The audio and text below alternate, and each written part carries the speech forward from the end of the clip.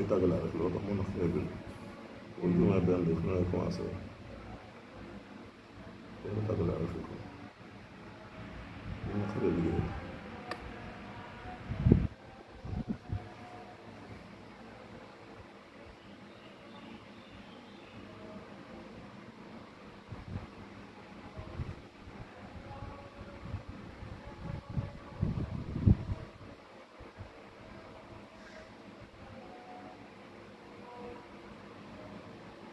c'est bon.